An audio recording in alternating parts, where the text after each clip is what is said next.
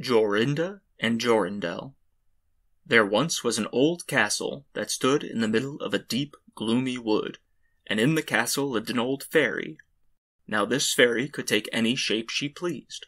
All the day long she flew about in the form of an owl, or crept about the country like a cat, but at night she always became an old woman again.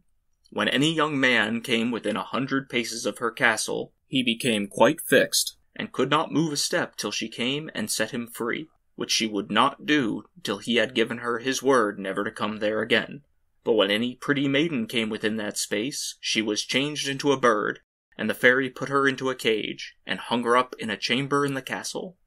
There were 700 of these cages hanging in the castle, and all with beautiful birds in them. Now there was a maiden whose name was Jorinda. She was prettier than all the girls that ever were seen before, and a shepherd lad, whose name was Jorindel, was very fond of her, and they were soon to be married. One day they went to walk in the wood, that they might be alone, and Jorindel said, "We must take care that we don't go too near the fairy's castle." It was a beautiful evening. The last rays of the setting sun shone bright through the long stems of the trees upon the green underwood beneath, and the turtle doves sang from all the tall birches. Jorinda sat down to gaze upon the sun. Jorindel sat by her side, and both felt sad. They knew not why, but it seemed as if they were to be parted from one another forever. They had wandered a long way, and when they looked to see which way they should go home, they found themselves at a loss to know what path to take. The sun was setting fast, and already half of its circle had sunk behind the hill. Jorindel on a sudden looked behind him, and saw through the bushes that they had, without knowing it, sat down close under the old walls of the castle. But he shrank for fear, turned pale, and trembled.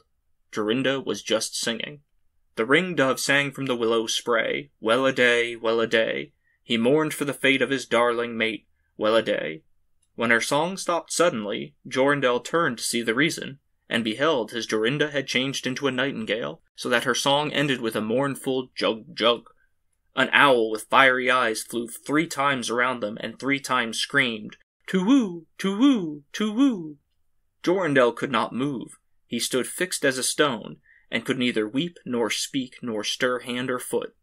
And now the sun went quite down, and the gloomy night came. The owl flew into a bush, and a moment after the old fairy came forth, pale and meagre, with staring eyes and a nose and chin that almost met one another. She mumbled something to herself, seized the nightingale, and went away with it in her hand. Poor Jorindel saw the nightingale was gone, but what could he do? He could not speak, he could not move from the spot where he stood.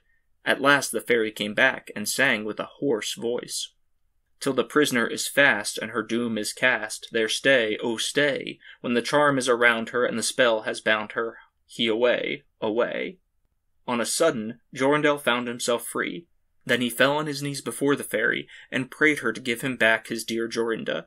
But she laughed at him, and he should never see her again. Then she went her way. He prayed, he wept, he sorrowed, but all in vain. "Alas," he said, "what will become of me?" He could not go back to his home, so he went to a strange village, and employed himself in keeping sheep. Many a time did he walk around and round as near to the hated castle as he dared go, but all in vain. He heard or saw nothing of Jorinda.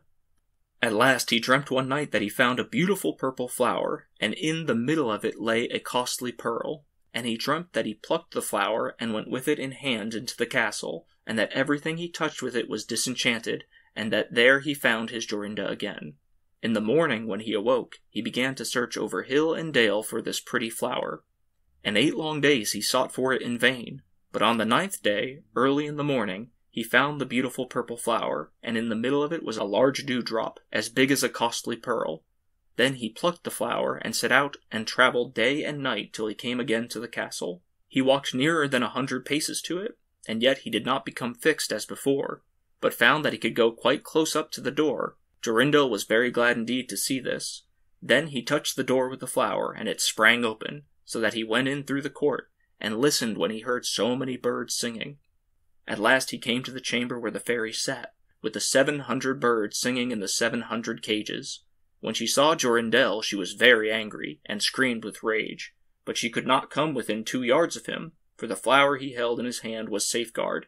He looked around at the birds, but alas, They were many, many nightingales, and how then should he find out which one was his Jorinda? While he was thinking what to do, he saw the fairy had taken down one of the cages, and was making the best of her way off through the door. He ran and flew after her, touched the cage with the flower, and Jorinda stood before him, and threw her arms around his neck, looking as beautiful as when they walked together in the wood.